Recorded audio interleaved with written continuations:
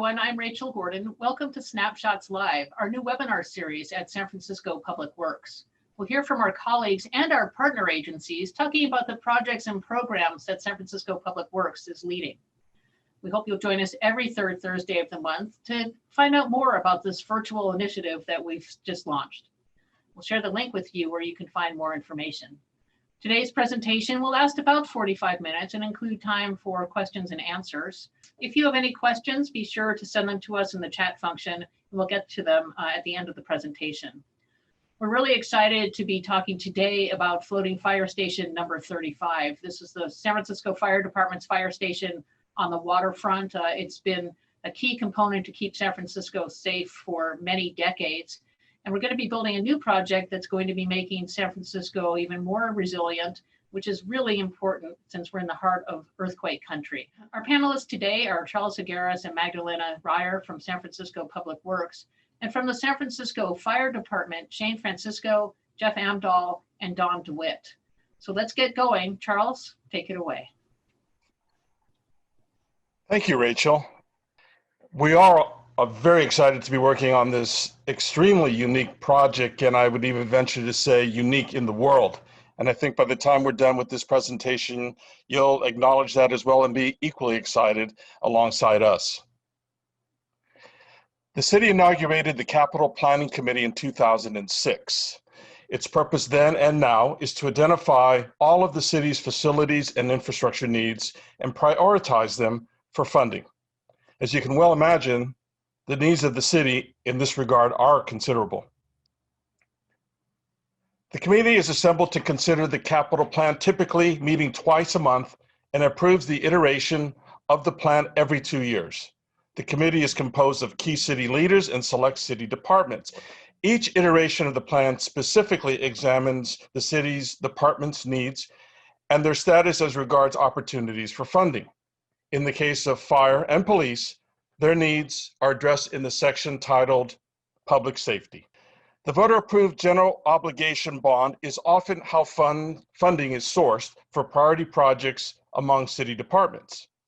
In this slide, you can see that the recently passed version of the Earthquake Safety and Emergency Response Bond, or ESER for short, was in March of this year. And the fourth of its kind, the next ESER, will occur in 2027. As there is much demand for funding, there is a queue of departments and their project that is scheduled across a 10-year span of time. There's a ceiling of indebtedness that is established for all funding demands within which all these requests for funding must fall. And as you can see from this slide, there are a variety of city departments, each with a stake in regard to funding across that 10-year span of time. The first ESER bond was passed by the voters in 2010 and thereafter in 2014, and as previously mentioned, in March of this year. Across these three bonds, dozens of first responder priority projects have been accomplished. Among these have been major capital projects.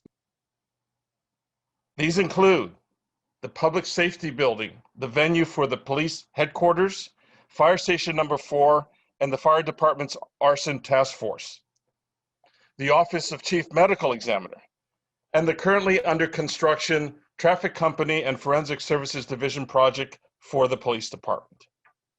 The project that is the topic of this Snapshots session is Fireboat Station 35, located at Pier 22 1/2.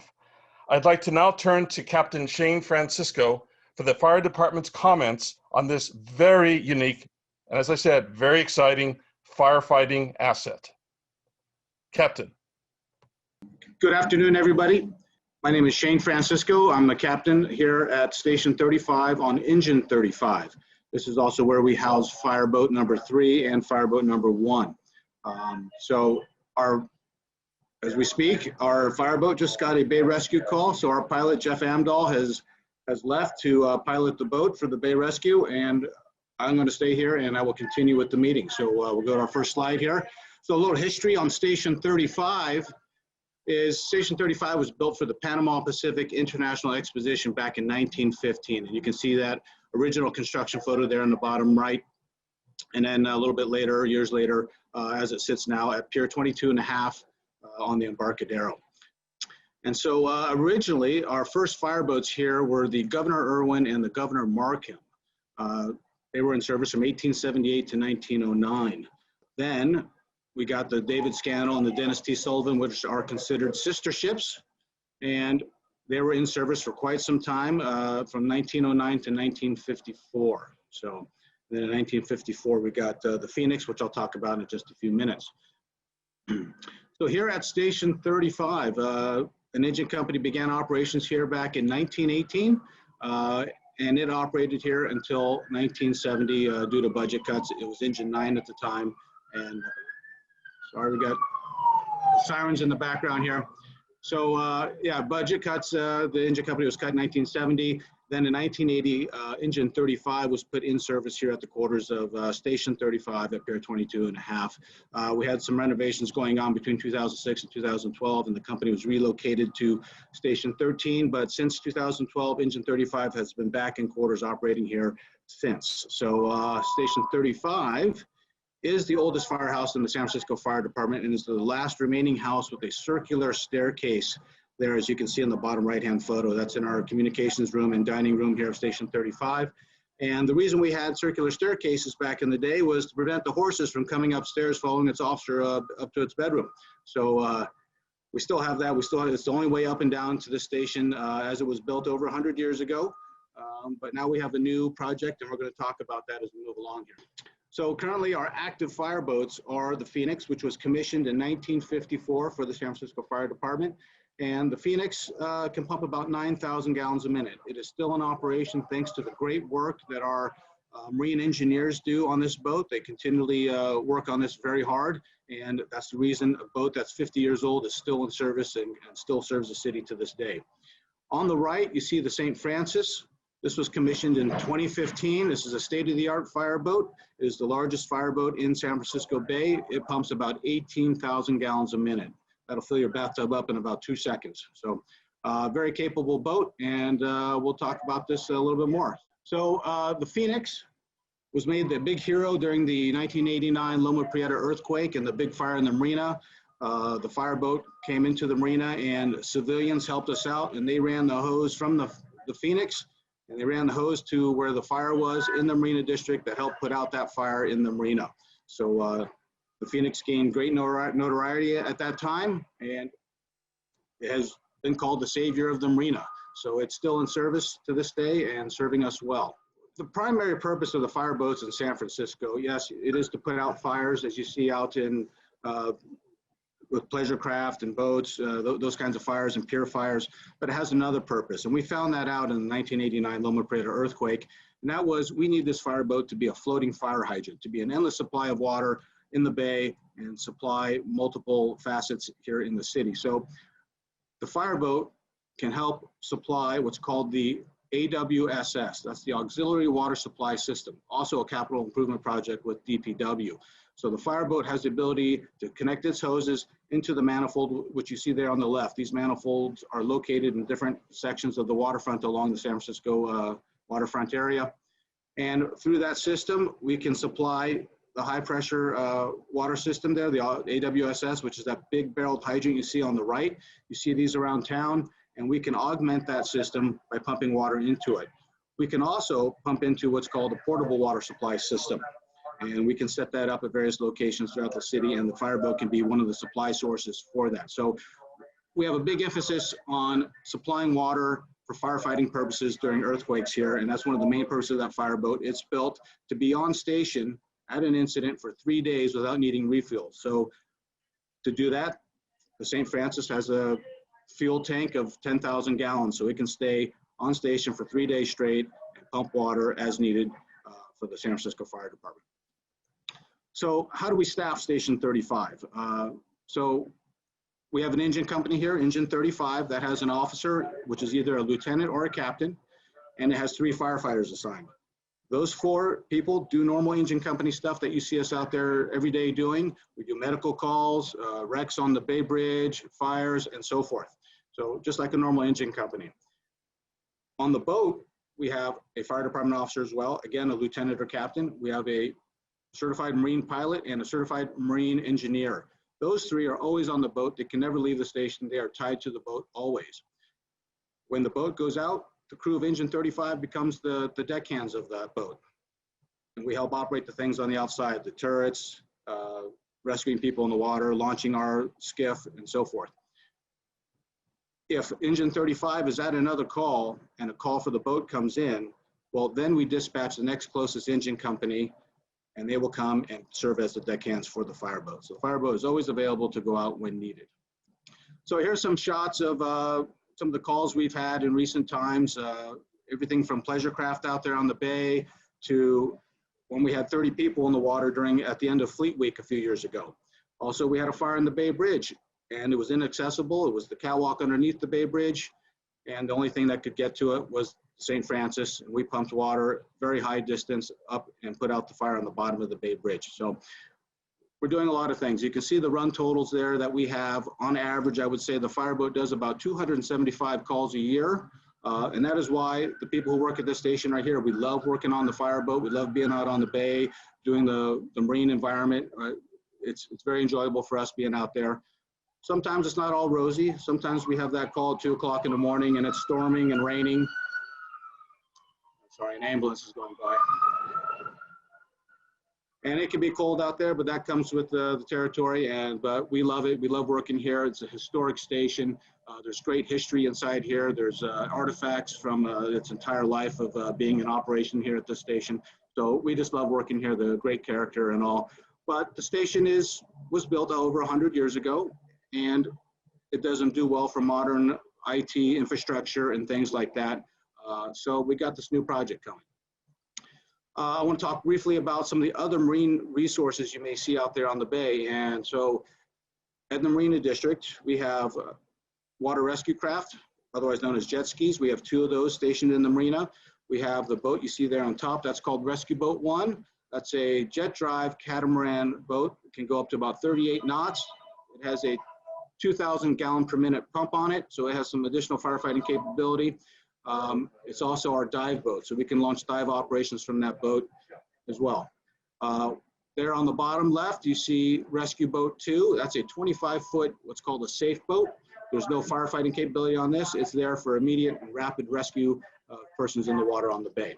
So these are the other resources you see out there. We have them deployed in special events and to respond to persons in the water and bay rescue calls. So very recently, we just had the Pier 45 fire, a very large fire, and the St. Francis got to show off there a bit, and we pumped millions of gallons of water onto the pier fire there, as you can see, and it was instrumental in protecting the USS Jeremiah O'Brien. Fireboat came in there, and right where you see that picture, the fireboat nosed in there, and we trained our giant monitors, that's what we call the big guns up there on the bow and on the pilot house, and we deployed water into that structure to protect the Jeremiah O'Brien, which was successful. The Jeremiah O'Brien really got out of there unscathed for the most part. So here you can see on the right, you have the St. Francis applying water, and the Moose Boat, Rescue Boat 1, also applying water onto it as well. So we're able to utilize both marine assets to fight this fire. And a little bit later in the fire, we actually brought in a second crew to staff the Phoenix, and they came in there and they were pouring water on there as well. So we're able to use all of our marine resources at the Pier 45 fire. So we've been talking about this. The station is old. It's got great character. We love it. We love working here, but it is old. It is over 100 years old. So we have this new station, and this new station is going to give us some great new capabilities. So having the crew and the boats right there on this floating structure is going to give us great access and readiness to the boats to deploy quickly. It will give us faster response times. The new design will allow the ambulances to come down the ramp and get onto the float itself, and we can transfer patients that we bring in right to the ambulance in a much safer and more expedient way, hopefully providing better outcomes for patients and getting them off to the hospital faster. It also, by having a float in the boat there, will always be consistent as sea level rises and as the tide comes and goes, will always be very consistent for boarding and offloading of of the fire boats. So as it is now, it constantly moves. We have a ladder that we have to adjust. So the new setup will be much more consistent and easier and safer operation for us. So with that, also with the new structure, we have a new workshop and modern amenities to handle modern IT capabilities, workshop. Our marine engineers do a lot of the fabrication of parts for these boats, and that's why these boats stay in service for so long, because of the great work they do. But now they're gonna have a modern workshop to help keep that up to speed and more efficient operations. The new station also will have a command center room for us. And in that command center room, we'll be able to do special events, training rooms. We'll have to be able to hold regional maritime meetings, and it'll become a focal point on the bay for the rescuers all over the bay. We'll be able to meet here, have meetings, get our game plans together, run special events, and have a consistent place to do that. Now, also with a new facility, it has the room to accommodate additional staffing. So in the future, if the fire department wants to increase the staffing and put more resources there, this new project will provide this. It'll allow us to put additional boats here, whether it's fast boats or jet skis, and additional people. It can house the people and house the resources. It can take us into the coming decades for capabilities out there on the bay. So our last thing here, if you got questions, please send them in. If you can help us out with this fire, we keep trying to put this fire out every day, but every morning it keeps coming back in a different spot in the bay, but we keep trying. So anyway, that's a little joke. And with that, I'd like to turn it over to Magdalena, and we look forward to your questions. Hello, everybody. I'm Magdalena Ryor, and I'm a project manager for this exciting Fireboat Station 35. So happy to be part of it. So as you can see, this is the existing station. That's how it looks right now, and it will be different look when we are done with it. However, the engine will still be deployed from the existing historic Fire Station 35. So early in the design, there were three options to choose from. People were thinking about building the facility on a concrete barge, perhaps on a fixed pier, and then a steel barge with guide piles and ramp. And that third solution was the most economic and also the one that was supporting the sea level rise. And that was the option that was selected.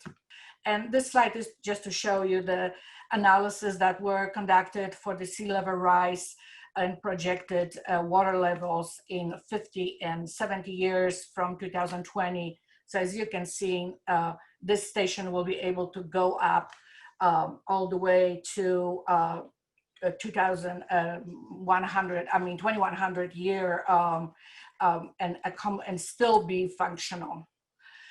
This slide is to give you just an idea how many regulatory agencies and agencies having jurisdiction participate in the process of issuing reviews and approvals for this project. It was an enormous effort for the entire team to present this project and also fine tune it and change and revise. We were, for example, levied several mitigated measures from BCDC before they issued a permit, which I will mention a little bit later. So here's the site plan, and the area that you see in yellow shows new public access, and it's 3,600 square feet of the new public access that will be provided with this project. The area in the white that you see around the existing firehouse that will be only accessible for the firefighters, that is 2,100 square feet. And there's one exception in the yellow area is the rectangle on the south side of the existing station, which is approximately 1,000 square feet.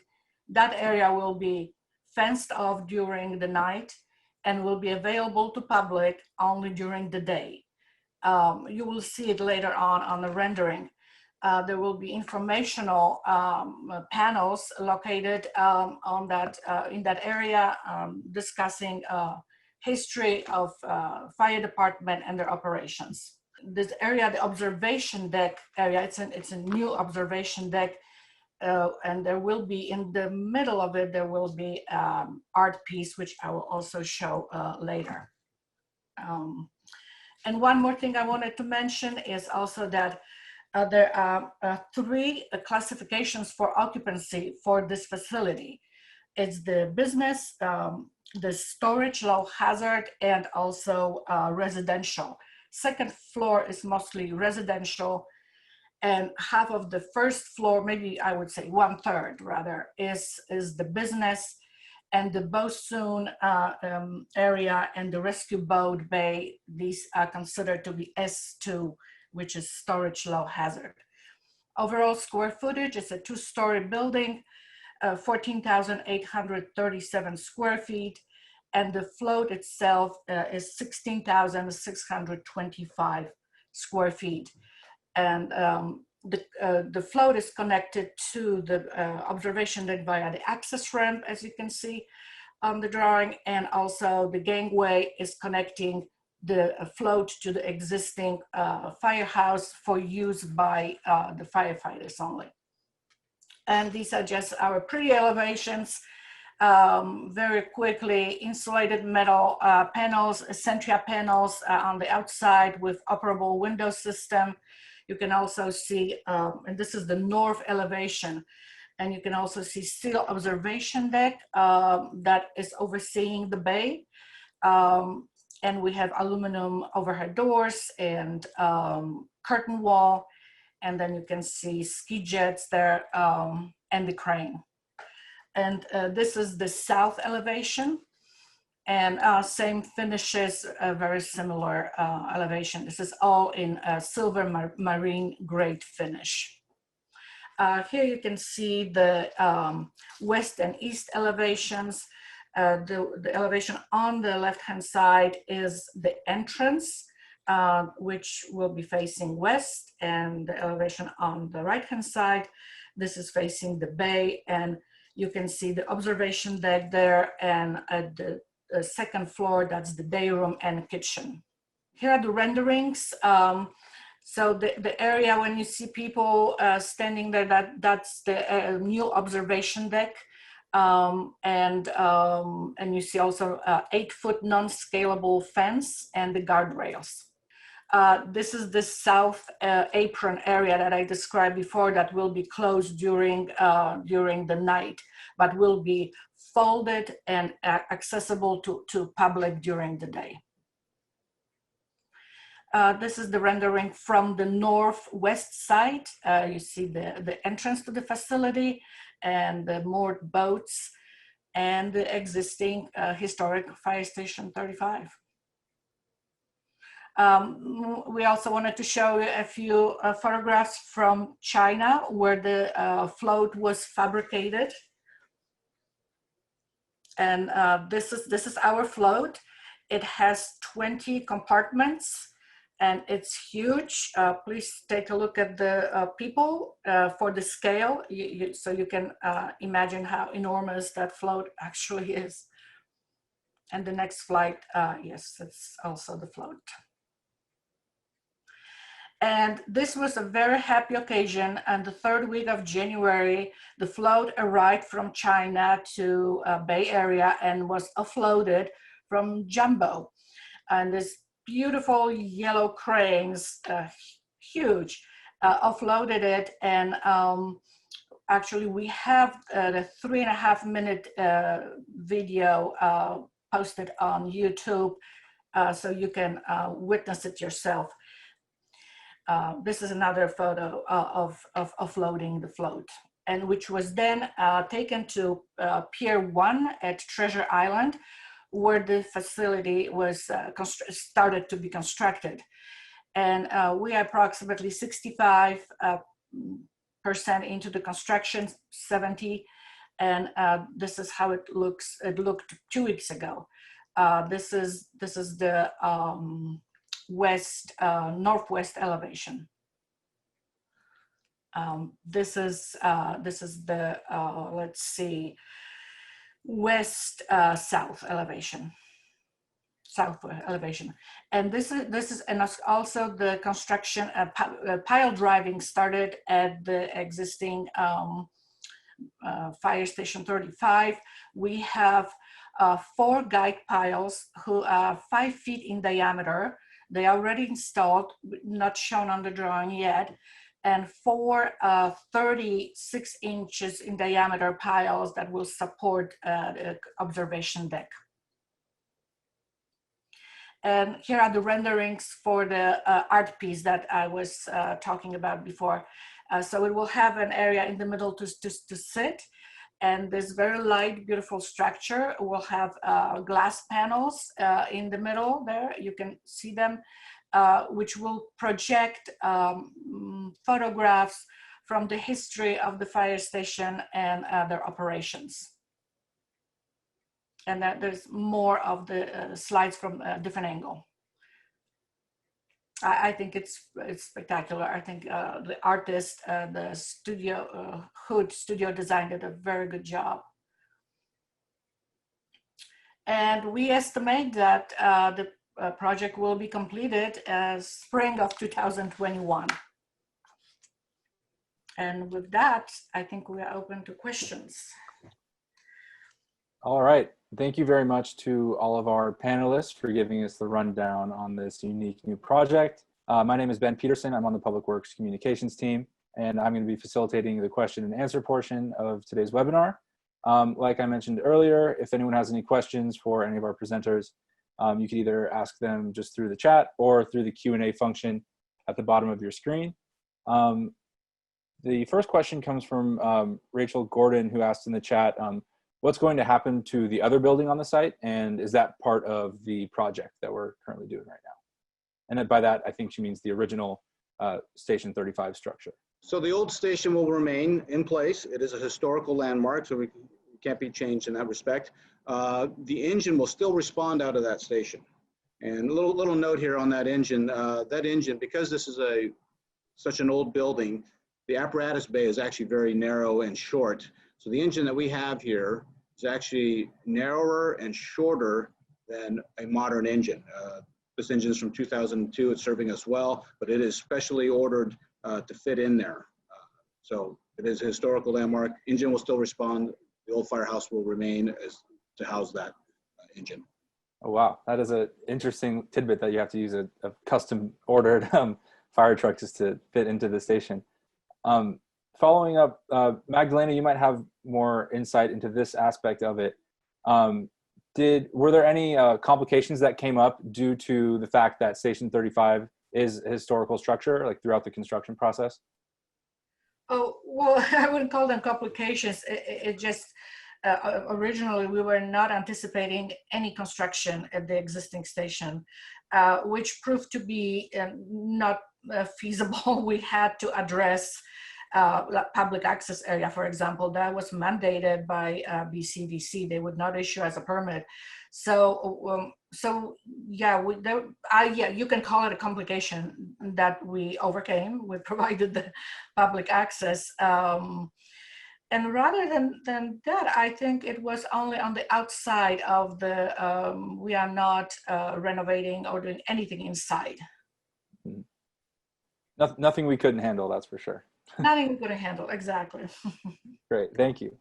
Our next question, this one's from an anonymous attendee, but this is for Shane, most likely as well. For the firefighters who will be sleeping in the new station, when the waters are rough and when the conditions are rough right on the water there, is it difficult for people to sleep when they're trying to sleep, or are there any other, or maybe not complications, but any other unique aspects of living and working on this unique station? Well, interesting question. Since this is the first of its kind to have a fire station that's floating on the water, that remains to be known yet. We know these barges, or the float is rather large. It will be anchored. I would expect the motion to be minimal, but we'll see. This is actually a fairly rough spot here at Station 35. We've had to move the boats in the past because of how rough it can get here. So we'll see how this plays out. It's something that we don't quite know. We can look at data and make an educated guess, but how it actually is going to play out, we're not sure. All right. So, but you know, if you work on a boat, you should be used to it, right? That is true. You get your sea legs after a while. That's right. I don't know, maybe Jeff, I know Jeff has a little more experience. Is there anything? As you say, it's yet to be seen. So Yeah. it's going to be ballasted down, so it should be fairly stable. But Okay. winter times can be a little tough out here. All right. Thanks. This question, I think, is, I guess, an open one, or maybe it might be best for Magdalena or Charles. Is this the only fire station that, floating fire station that we know about, or are there others in other cities that we might have drawn some design or you know, inspiration from that have been in use in the past? Well, let me jump on that one and then ask Magdalena to join me. Sure. To our best understanding, there are no other floating fire stations, certainly in the United States, and to our understanding, elsewhere in the world. There are certainly many facilities or buildings that are on floats or barges around the world for different purposes. I mean, I've seen stadiums on floats.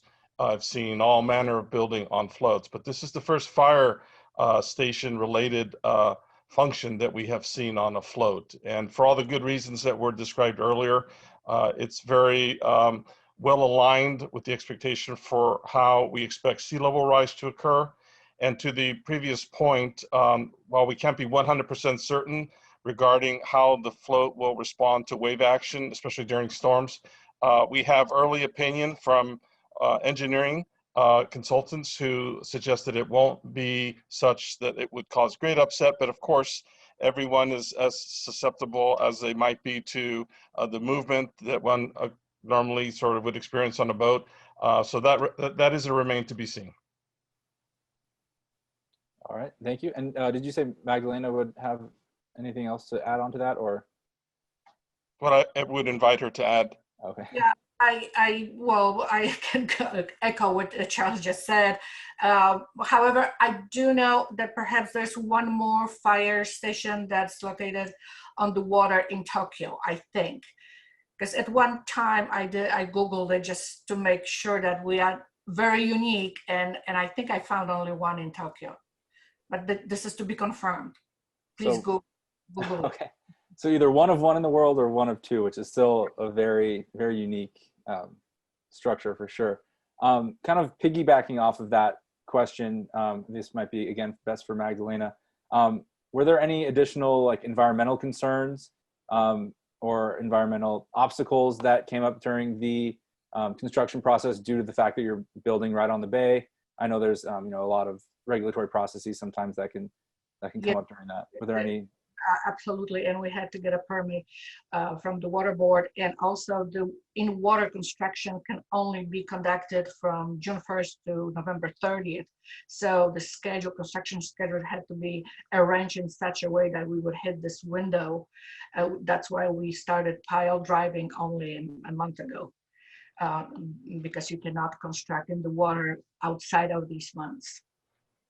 So that was done, and that's why also one of the mitigation measures from BCDC was to remove, demolish partially Pier 70, and so Power Engineering has a separate crew doing it at the same time as they were pile driving at Pier 22 and a half.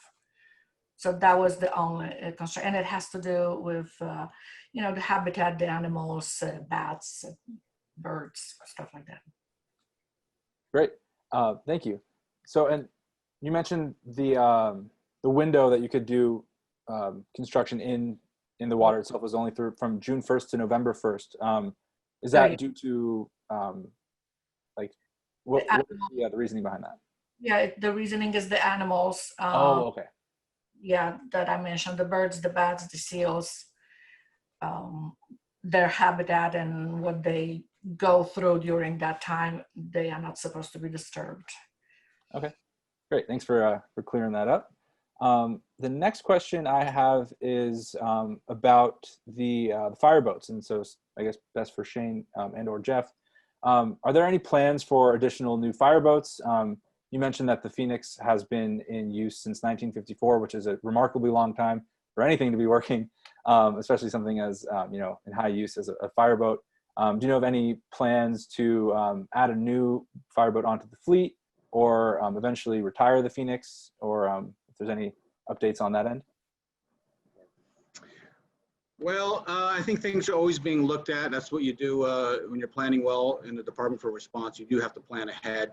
Right now, we don't have any actual plans to get additional new boats at this time, but that can change in a heartbeat. So we're always looking. We're looking ways to fund it. Boats can be very expensive. We have the Port Security Grant, which we try to get things with, and was a big funding factor for the St. Francis, was a Port Security Grant by FEMA. So I think it's things we're looking at now that we have this new station. It's something that has to be considered, and we'll be looking at. All right, thanks. And kind of following up on that, you mentioned a few times that the St. Francis has a much higher, I guess, hose capacity, and it can pump a lot more water than the Phoenix and some of the older boats. And it looks, just from the looks of it, has a little bit of a different design. But were there any other new features on the St. Francis that makes it really, a lot different than previous designs, or more, efficient or easier to use, or anything like that? I think it's a lot easier to use, but I think I have the right person sitting next to me who can talk about actually driving the boat and the differences between the old one and the new one, in addition to the pump capability and our ability to rescue people out of the water. So here's Jeff, pilot Jeff Amdahl. Yeah, hi. Hi, Jeff. When we designed the boat, one of the main things is we can pump more water, but we also have a 5-inch. We have 10 5-inch outlets, so we can actually, it pumps 18,000 gallons a minute. This is one of the few fireboats that can actually get that much water to shore at any given time. When we designed it also for the wheelhouse, I designed it with 360 degree visibility, so it's safer when we're operating in close quarters and stuff like that. I think basically handling characteristics, it's light years ahead of the other boats just because of the design. It's wider. We put big rudders on it and propellers. So all in all, we also added in a lot of the new technology with, in-dash FLIR cameras, and we put a bow thruster on this one so I can maneuver better. All in all, just light years ahead of the 1951 and 1954 version. Yeah, I can imagine anything from comparing 1954 to 2018 is like night and day. So yeah, great. We also have actually a third representative from the fire department here today, Deputy Chief Dawn DeWitt, who actually has a few comments she'd like to make about the fireboat fleets as well. So Dawn, if you'd like to give us a little information. Hi, everybody. Yeah, it's Assistant Deputy Chief Dawn DeWitt of Support Services. I just want to say that while we do not have funding for a new third boat at this time, we are always seeking funding for boats. The Guardian has reached a point where it's very old, and while it's like an old 57 Chevy, it runs really well. It just does not serve our purposes any longer. So we will definitely be looking to replace the Guardian with a newer fireboat that has a greater capacity of flow and just capabilities, very much like the St. Francis. And actually, I've just been called away. I'm sorry, I'm kind of working on an emergency, and I will have to leave the webinar now. So thank you for your time, and thank you, Shane and Jeff and everybody, for putting this together. Thank you, Magdalena, for everything. Thank you very much, Dawn. We appreciate your comments. We have time for maybe one or two more questions. So if you have anyone in attendance would like to ask anything. The next question I think might be best for Magdalena. You mentioned the 3 design options for the barge that were in consideration at the beginning of the project. But were there any other interesting design or architecture elements that were considered but not ultimately adopted into the project that you'd like to let us know about? I'm going to defer to Charles because I joined the project later, so he knows more about the design phase than I do. He was there in flesh and blood. So Charles, I'm punting to you. Yeah, let me take the opportunity to describe the delivery model for this project. I think it's been alluded to, but bears maybe a little bit more clarification. This is a design, build, solicitation, or project delivery model, which is to say that the city's architects and engineers establish the criteria, working, of course, with the fire department to establish the necessary attributes and characteristics of the station. And we publish that within a solicitation for a combined design and builder entity, or design build entity. And so in that respect, then we set the tone, if you will, the expectation at a necessary level of description. And then we leave it up to the ingenuity, the creativity, the responsibility of the design team and the builder team to assemble the final resolution of all of that, which we've described as important to the fire department. And so we retained an entity, Swinnerton Builders, with Shaw Kawasaki Architects out of Oakland, and they combined to form what's called the design build entity. So basically they took, as I said, our inspiration, if you will, through description, prescriptive or performance description, and they generated the design, which you now see. We've been very fortunate to have established great alignment and conformance between what it is that we requested or required and what it is that they're delivering to us. So again, I hope that's responsive to the question. Yeah, no, I think that definitely sheds light on the larger process and how that things kind of have been working out. Thank you. You're welcome. It looks like we're just about out of time if we don't have any more questions. So I am going to pass it back to Rachel Gordon, who is going to be giving the concluding remarks. Thank you, Ben. And really, thank you all the panelists on this. It really is a treat to hear about this unique project that Public Works and the fire department has been involved in. Thank you very much to Shane and to Jeff and to Dawn from the fire department, and Magdalena and Charles from Public Works. And really a big thank you to San Francisco voters for supporting the ESER bond that allows us to keep our city moving forward, to keep it safe for everyone. Snapshots Live is a episode. This is the latest episode of Snapshots Live. We are going to continue it every third Thursday of the month.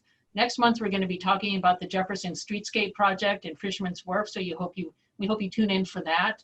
This episode has been recorded for future viewing. Be sure to keep engaged with us. Let us know what else you'd like to learn about. We really want to make sure that people know what's happening in San Francisco. So thanks again for joining us. We had about 100 people who were here. We want to keep this program building.